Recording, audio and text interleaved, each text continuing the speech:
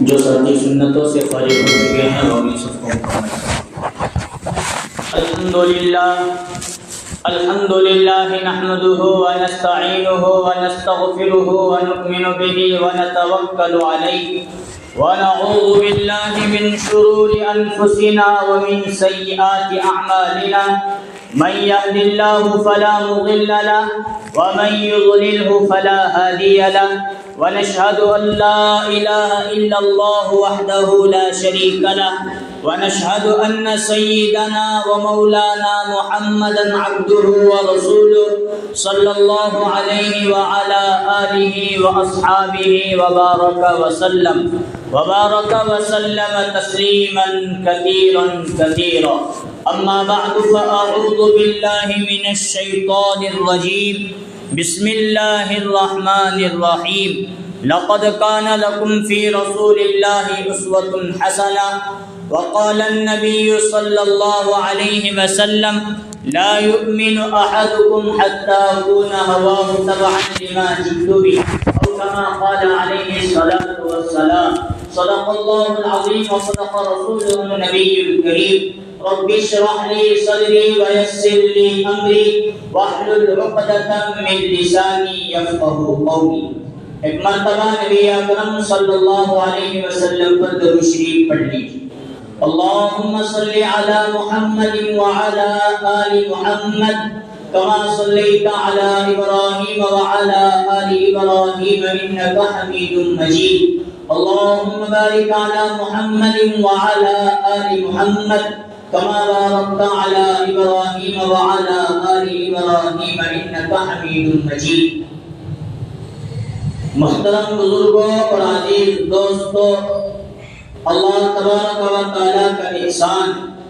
اللہ کا فضل اور اللہ کا کرم ہے کہ اللہ تبارک و تعالیٰ نے ہم تمام کو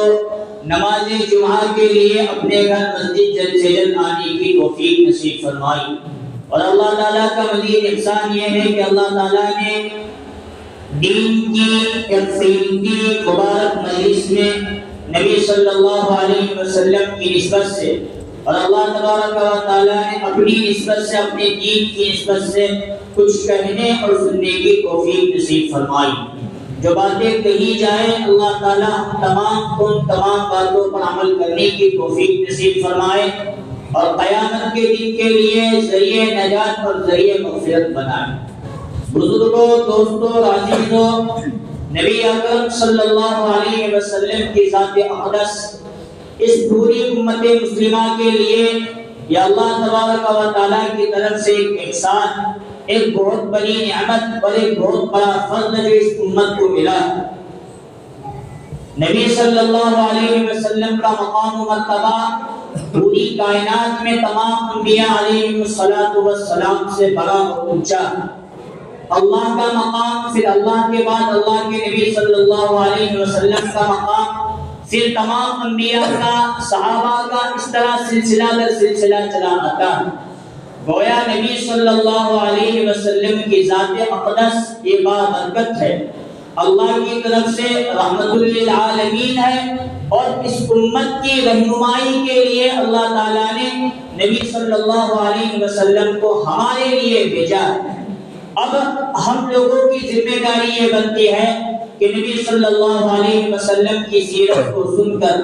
سورت کو سن کر، ان کی سنتوں پر عمل کر کے، ان کے احادیث کو پڑھ کر، سن کر اس پر عمل کرنے والے بن جائے اور حضور کا اور اللہ کا اتباع کرتے ہوئے دنیا اور آخرت میں بھی کامیاب ہونے والے ہم لوگ بن جائے۔ لیکن اب ہمارے یہاں کیا ایک رواج اور سلسلہ شروع ہے، اللہ ہی بہتر جانتا ہے۔ جیسے ہی ربیع الاول کا مہینہ آتا ہے تو شاید ہمیں لگتا ہے کہ تب ہی ہمیں نبی یاد آتے ہیں، باقی عام دنوں میں ہمیں نبی وہ تو چھوڑو، اللہ کو بھی ہمیں یاد کر رہی تو اپنے ضرورت کے وقت کیا بھی ضرورت پیش آئی تب ذرا آپ کو وضو کرنے کا، جب فرض نماز، سنت نماز اور 2 رکعت صلاۃ الحاجت پڑھ ہوتا ہے، اللہ مجھے یہ دے، اللہ مجھے وہ دے، بعد میں بولو، بعد میں کون اللہ کا نبی اور وہ کیا بندی، وہ نوجوان پیچھے بیٹھے اور نوجوان آگے بڑھے تو پوری قوم آگے بڑھے نا بول رہے ہو نا پیشنٹ اور فاروق بھائی آؤ بیچ میں جگہ خالی ہے اسے پورا کرو کیسے بولنا پڑتا ہے مدثر میں آگے بڑھتے ہیں کیا بول رہا تھا میں ہاں ہم نا حضور ربیع الاول کے مہینے میں اتنا ہی فقط یاد تھا حضور تو حضور اللہ بھی ہمیں اپنی ضرورت کے وقت اور زیادہ اللہ کے پاس سے منگوانے کا حجا ہمنا یہ بات معلوم ہے ہماری دعا قبول نہیں ہوتی لیکن واسطہ اور وسیلہ کن کا دینے ہونا اولیاء کا پہلے اولیاء کا دے تو جلدی ہمارے اولیاء کے بعد سلسلہ اولیاء کتب ابدال پھر نبی صلی اللہ علیہ وسلم اہل بیت صحابہ انبیاء ایسا سلسلہ در سلسلہ اسٹیپ بائی اسٹیپ چلتے ہوئے حضور تک جانے ہمنا اولیاء بھی کو یاد آتے ربیع الاول کا ربیع الاخر کا مہینہ شروع ہوا تو حضرت پیرانی پیر شاہ عبد القادر جیلانی کیا تو نیت مان کو لگے رہتے سال بھر میں جو ہمارا بڑا کام ہونا ہمیں حضرت غوث پاک کے نام پر 11 چراغ یا 22 چراغ چڑھاتے ہیں ہماری حالت یہ بن گئی ضرورت کے وقت ہی ہمیں اللہ کا نبی اللہ کے اولیاء یاد آتے ہیں اور ضرورت نہ ہو ہماری کچھ بھی تو ہمیں کچھ بھی یاد نہیں آتا ربیع الاول میں اصل میں سیرت بیان کرنا پھر وہ اصل میں اس کا یہ رہتا ہے تاکہ حضور کی پوری زندگی پھر ایک مرتبہ ہمارے سامنے آ جائے اور ہم اس پر جو عمل نہیں کر رہے اس پر عمل کرنے والے بن جائے ورنہ حضور صلی اللہ علیہ وسلم کے بغیر نہ قرآن مکمل نہ دین مکمل نہ شریعت مکمل نہ لا الہ الا اللہ محمد الرسول اللہ کے بغیر مکمل ہوتا اس لیے حضور اللہ کے بعد اللہ کے ساتھ اللہ کے نبی صلی اللہ علیہ وسلم کا ہماری زندگی میں ہونا بہت ضروری ہے اس تعلق سے ہم بیانات کرتے ہیں اب ہمیں ضرورت ہے کہ حضور کی سیرت پوری زندگی اپنائے حضور کی صورت پوری زندگی اپنائے حضور کی سنت پوری زندگی عمل کرتے رہے انشاءاللہ نبی صلی اللہ علیہ وسلم کا حق وقت پورا ادا نہیں کر سکتے لیکن حق تک پہنچنے کا کچھ تو حق ادا کرنے کی کوشش ہم لوگ کر سکتے ہیں ربیع الاول کا مہینہ آیا اور ہم نے سلسلہ شروع کیا تھا تو پہنچتے پہنچتے حضور کی سیرت تک ہم یہاں پہنچے آپ صلی اللہ علیہ وسلم کی عمر مبارک 40 سال تک کچھ حالات الگ تھے اب نبوت ملنے کے بعد اصل زندگی کا مسئلہ شروع ہوا دعوت و تبلیغ کا تو مکہ المکرمہ کے اندر 13 سالہ زندگی اتنی کٹھن اور اتنی سخت گزری ہے ان 13 سالہ زندگی میں نبی صلی اللہ علیہ وسلم پر بھی حالات آئے رسول اللہ صلی اللہ علیہ وسلم پر ایمان لانے والے صحابہ اکرام پر بھی حالات آئے دن کو بھی تکلیفیں پہنچائی گئی اور رات کو بھی تکلیفیں پہنچائی گئی حالات چلتے چلتے چلتے چلتے یہاں تک آئے نبوت کے 5 سال گزرے تھے وہاں حالات اور سخت گزرتے گئے 7 سال ہوئے تو شیب ابی طالب کا مسئلہ پیش آیا 10 سال نبوت کے ملنے کے بعد ہوئے تو طائف میں جا کر رسول اللہ صلی اللہ علیہ وسلم کو دعوت دینا پڑا اتنے تک لوگوں نے مارے کہ حضور کا پورا جسم مبارک لہو لہان ہو گیا پھر اس کے بعد 1 سال گزرا تھا تو اللہ نے ایسے راہ ہموار فرمائی کہ اب حضور کی اس دعوت کو دنیا کے چپے چپے اور کونے کونے تک پہنچانے کے لیے اللہ نے ایک فیصلہ یہ کیا اب آپ کو ہجرت کرنا ہے تو ہجرت کس جانب ہوئی مدینہ بولو ہجرت کدھر ہوئی مدینہ ایک سمبال کی طرف یا کرناٹک کی طرف مدینہ ہجرت مدینہ کی طرف ہوئی لیکن مدینہ کی طرف ہونے سے پہلے حالات ایسے بنے کہ حضور نے صحابہ کو فرمایا تھا حبشہ کی جانب ہجرت کرو گویا مدینہ کی ہجرت ملائے تو 3 ہجرتیں صحابہ اکرام نے کتنے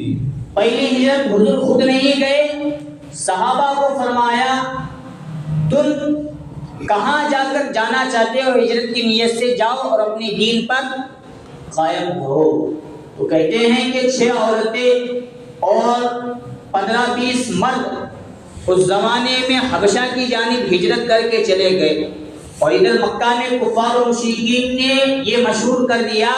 کہ حضور کا دین غالب آ گیا، اور مکہ والوں نے حضور کو ستانا، صحابہ کو ستانا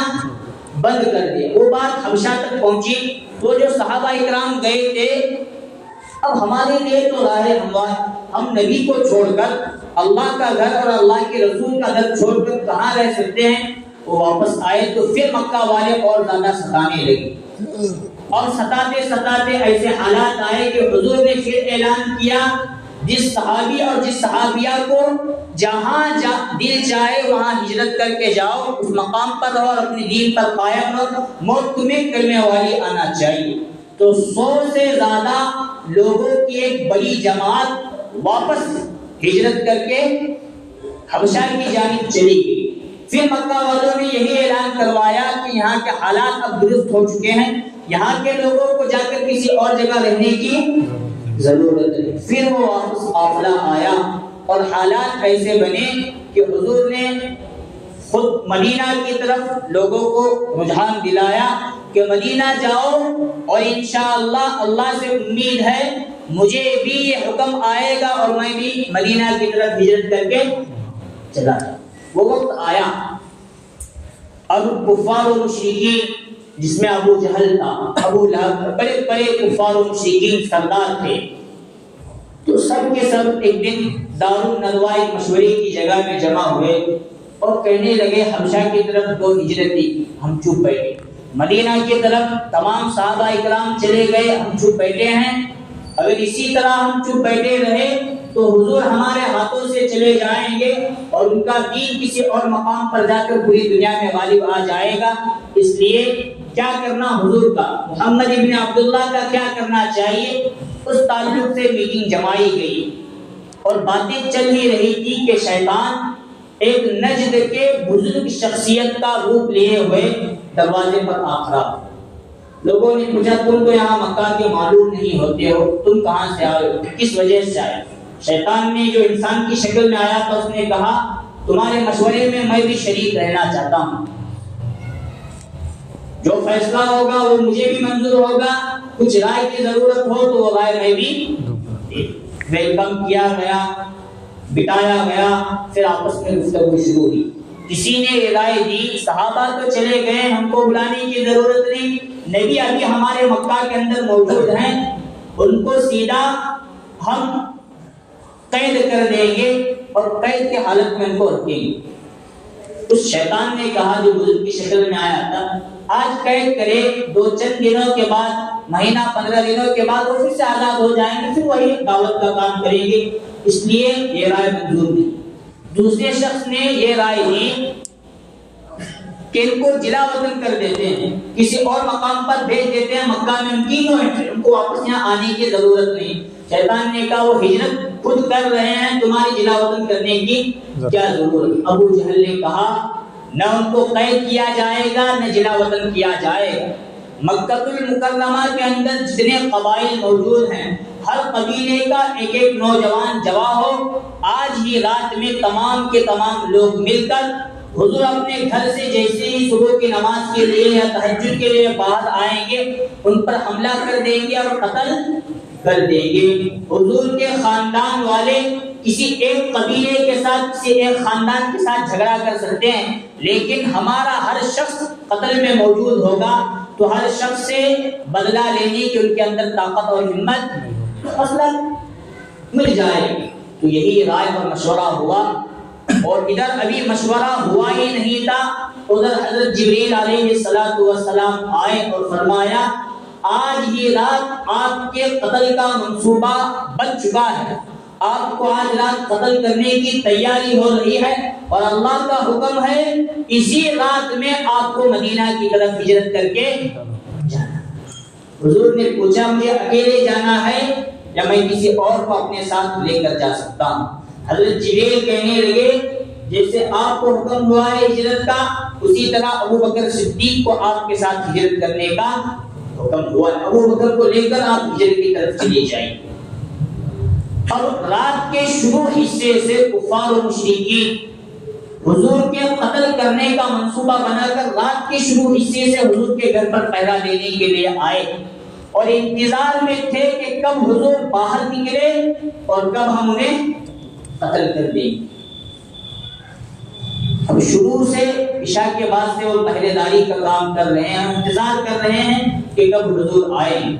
رسول اللہ صلی اللہ علیہ وسلم نے دروازہ کھول کر دیکھا تو تمام کفار و مشرکین، جس میں ابو جہل، عتبہ، شیبہ، بڑے بڑے کفار و مشرکین موجود ہیں، وہ ننگی تلوار لے کر بس میرے باہر آنے کا انتظار کر رہے ہیں۔ حضور نے دروازہ کھولا چپکے سے اور مٹھی بھر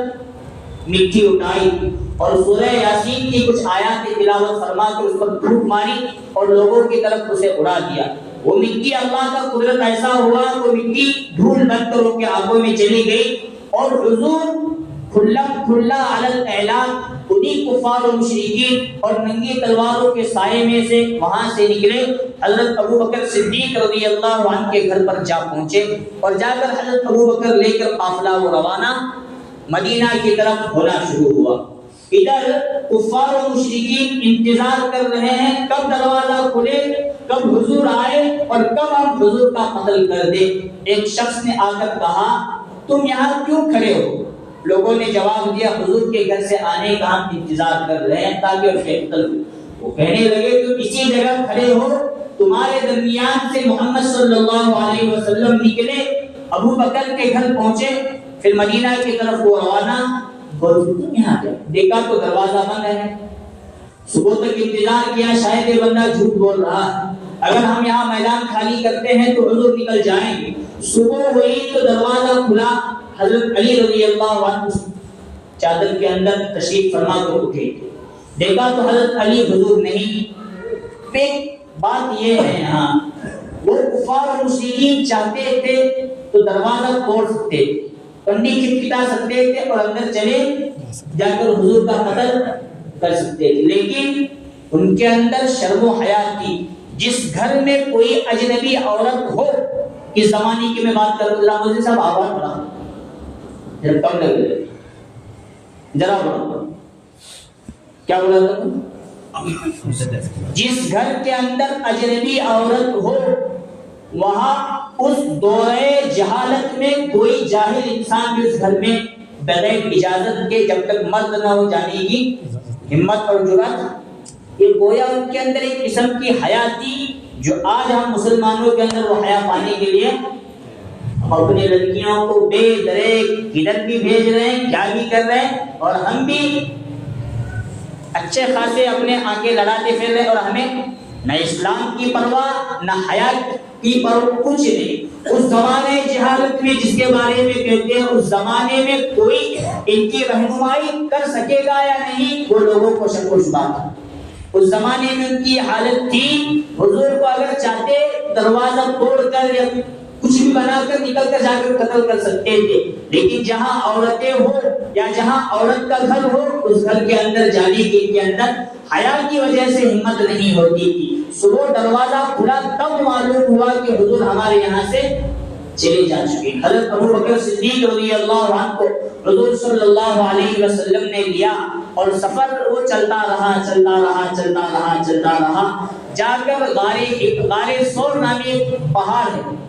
بہت بلند پہاڑ ہے۔ حضرت ابو بکر صدیق رضی اللہ عنہ پہلے گئے، پھر اس غار کی صفائی کی اور جہاں جہاں سوراخ تھے پتھر سے دیگر چیزوں سے بند کیا،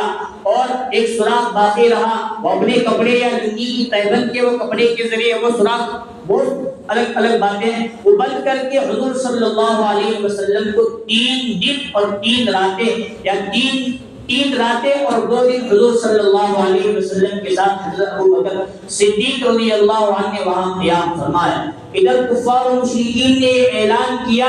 جو نبی صلی اللہ علیہ وسلم کو زندہ یا مردہ پکڑ کر لائے، ہم اسے سرخ اونٹ 100 دیں گے، 200 دیں گے، 300، جو لالچ بڑھا دی گئی، جس کے لیے بہت سارے لوگ حضور کے نقش قدم تلاش کرتے غار ثور تک آ کر بھی پہنچے، لیکن اللہ کا کرنا، اللہ کے نبی صلی اللہ علیہ وسلم کی حفاظت اللہ کو کرنا تھا۔ ادھر جیسے حضور صلی اللہ علیہ وسلم غار ثور میں داخل ہوئے، ادھر ایک مکری نے فوراً سے پہلے جالا اس پر بنا دیا اور ایک کبوتری آ کر اس پر انڈے ڈالی۔ ڈر ایسا رہا تھا کہ کئی سالوں سے جالا ہے اور کئی دنوں سے یہاں انڈے،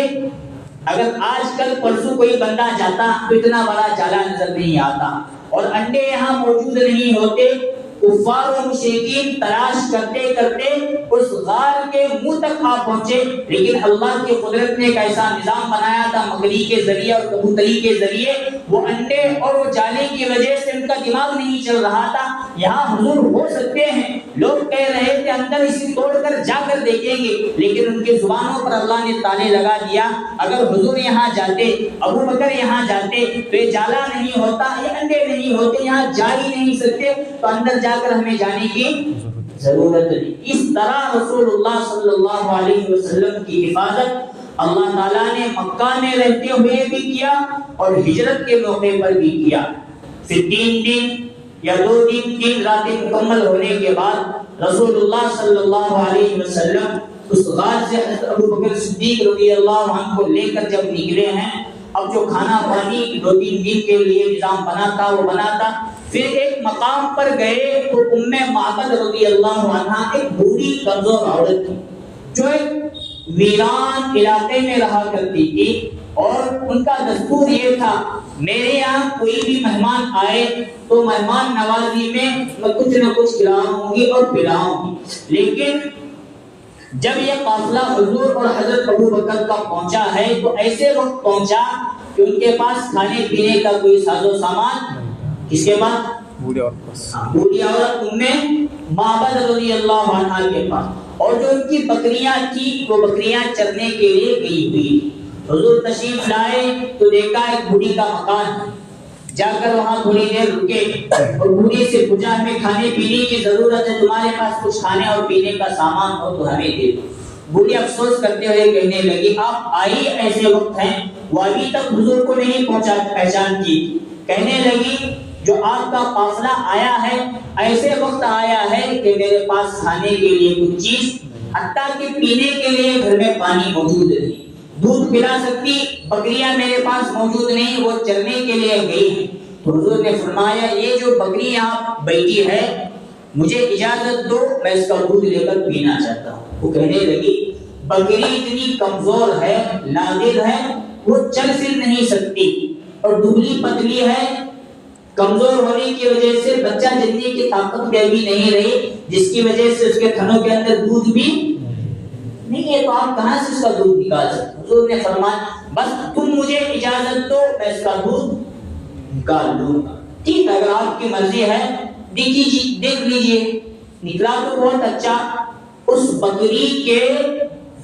جسم پر رسول اللہ صلی اللہ علیہ وسلم نے اپنا دست مبارک جو لگایا، وہ بکری بہترین ماشاء اللہ مفید تازی بنی، یہ اللہ کی قدرت۔ پھر جب تھنوں کو ہاتھ لگایا تو پورے کے پورے تھن دودھ کی جگہ دودھ سے بھر گئے۔ حضور صلی اللہ علیہ وسلم نے بڑا پیالہ منگایا اور دودھ نچوڑا، اس کے اندر دھویا، پھر سب سے پہلے بوڑھی عورت کو دودھ پلایا، پھر حضرت ابو بکر کو پلایا، تیسرے نمبر پر خود حضور نے پوچھا، اور آگے حضور نے پوچھا اس مکان کے اندر تم اکیلی رہتی ہو یا تمہارے ساتھ کوئی اور بھی رہتا؟ تو وہ بوڑھی عورت کہنے لگی معبد رضی اللہ عنہ نے کہا میرے شوہر بھی رہتے ہیں جو باہر گئے ہیں بکریاں چرانے کے لیے، اب 2 لوگ یہاں رہتے ہیں۔ تو حضور نے اور ایک برتن منگایا، پہلے کا برتن جو خالی ہوا تھا اسے بھی دودھ سے بھرا اور دوسرا برتن بڑا منگا کر اسے بھی دودھ سے بھرا، اور جب جانے لگے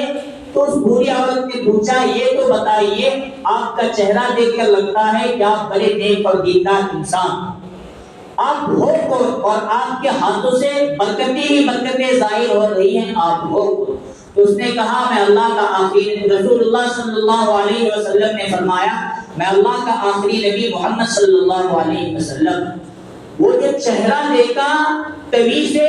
اس بوڑھی عورت کے دل کے اندر حضور کی محبت اور ایمان لانے کا جذبہ بیٹھ گیا تھا۔ حضور صلی اللہ علیہ وسلم کے ہاتھ پر وہ بوڑھی عورت مسلمان ہو گئی، اور یہ قافلہ رسول اللہ صلی اللہ علیہ وسلم کا آگے چلتا رہا۔ معبد رضی اللہ عنہ کے شوہر ابو معبد جب گھر میں آئے تو دیکھا بکری موٹی تازی لگ رہی ہے، دودھ سے بھری ہوئی لگ رہی ہے اور کھڑی ہے، گھاس چارہ وغیرہ چل رہی ہے، اور گھر میں دیکھا تو ایک نورانی ماحول بنا، اور گھر میں دیکھتے ہیں تو کھانے پینے کے لیے ساز و سامان موجود ہے۔ اگر پوچھا کیا ماجرا بنا، اس بوڑھی عورت نے انہیں بتایا کہ ایک نیک صفت انسان آئے تھے جن کے ہاتھ سے برکات ظاہر ہوئے تھے، اور ان کے چہرے انور سے لگ رہا تھا کہ کوئی بڑی عظیم شخصیت موجود ہے۔ اور جب معلوم کیا گیا تو وہ اللہ کے نبی صلی اللہ علیہ وسلم ہے۔ مکہ والوں نے ستایا، نکلے اور ہمارے مہمان بنے اور چلے ہیں مدینہ منورہ کی طرف۔ تو یہ حالات سن کر ایک صحابیہ عورت کے ہاتھ پر جو ابھی مسلمان ہوئی ہے دوپہر کے وقت، شام میں انہی کے ہاتھ پر ان کے شوہر مسلمان ہو گئے۔ اصل میں حضور کی دعوت کا اثر تھا، مکہ والوں نے نہ مانا۔ ہجرت کے موقع پر ایسا نظام اللہ نے بنایا، سفر کے دوران لوگ مسلمان ہونا شروع۔ میں نے شروع ہی میں کہا رسول اللہ صلی اللہ علیہ وسلم کی سیرت بیان کرنا ایک بڑا مشکل کام، اور وقت اس کے لیے ناکافی ہوتا ہے۔ ربیع الاول کا مہینہ مکمل ہوا، ابھی حضور صلی اللہ علیہ وسلم مدینہ تک نہیں گئے، اور بھی عنوانات پر میں بات کرنا ہوتا ہے کہ رسول اللہ صلی اللہ علیہ وسلم کی سیرت اور صورت کے ذریعے ہمیں سبق ملتا ہے۔ حضور صلی اللہ علیہ وسلم نے بڑی تکالیف کے بعد ہم تک دین پہنچایا۔ مکہ کے 13 سالہ زندگی ہے وہ بڑی سخت اور مصیبت والی گزری۔ ہم لوگوں کو وہ یاد رکھ کر اپنے دین کی حفاظت کا سوچنا ہمیں ضروری ہے۔ اور ہجرت کا موقع ایسا پیش آیا کہ ہر لمحہ حضور کے قتل کے در پہ قافلہ در قافلہ لوگ رہا کرتے، لیکن ہجرت بھی کی، اللہ کا حکم مانا تو ہم تک مدینہ والوں کے ذریعے دین پہنچانے کے لیے مانا کیا عمل اس پر۔ تو ہمیں یہ حضور کی سیرت اور صورت سے سبق حاصل کرنے کی ضرورت ہے کہ ہم حضور کی صورت کو بھی اپنائیں، صورت کو اپنائیں، سنتوں پر عمل کرنے والے بن جائیں، اور جو دین حضور اور صحابہ اکرام ہمیں دے کر گئے ہیں 100% نہیں تو کچھ اس دین پر ہم پوری زندگی عمل کرنے والے بن جائیں۔ یہ رسول اللہ صلی اللہ علیہ وسلم کی سیرت اور صورت کا خلاصہ نکلتا۔ اللہ تعالیٰ سے دعا ہے اللہ تبارک و تعالیٰ ہم تمام کو ان کئی ہوئی باتوں پر عمل کی توفیق نصیب فرمائے۔ آمین۔ وآخر دعوانا الحمدللہ رب العالمین۔